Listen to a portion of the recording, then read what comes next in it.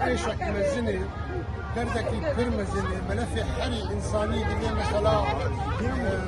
وكامة ورجيم الشامي تنفيذ الملف حكومة الشامي چارەسەر ناکێ سکرێکە تمژێر دەبینی مەساجە بان کەسێک دلگر سەکینی مالباتێ ئەسیرە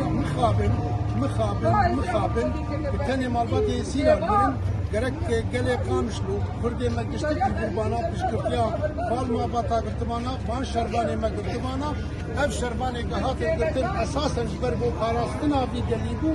rastiya wêna gerek her kes bisekine em zanin xweseriya me rêveberiya me li ser vê meselê kar dike lê ev bank ji hikûmeta Şamê re ev melefekî însaniyê gerek ev zarokê dibal pêşiya min dora me bi doza bavê xwe dikin hêsên pêşiya gotinê me dimeşin melefkî pir giranê pir zehmetê nêta Şamê vê hikûmetê vê hebe ji bo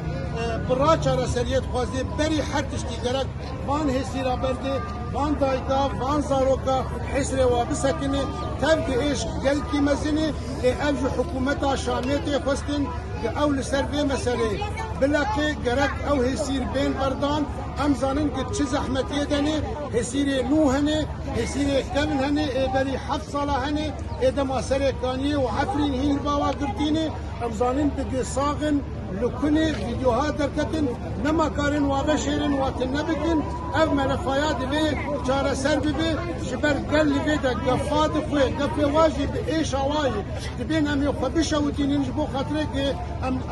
ناس بکن زارو که ملکنه راستیا و دقا که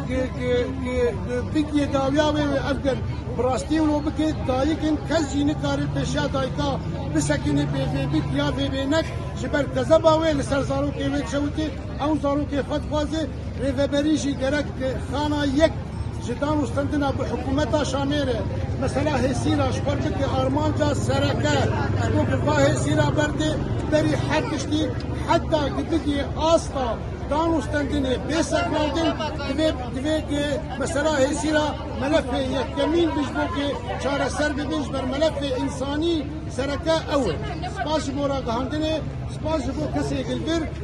mixabin gerek carin dê gelê me bi xurtî piştgirtiya va malbata bike piştgirtiya şervanê xwe bike seknin dê gerek li pêşiya muhafazê dê bi deng her wana riya xwe bikin tu çi hawî bê divê dengê xwe bigînin û divê ev dengaya bigiye mafya ragihandinê ham spasiya we dikin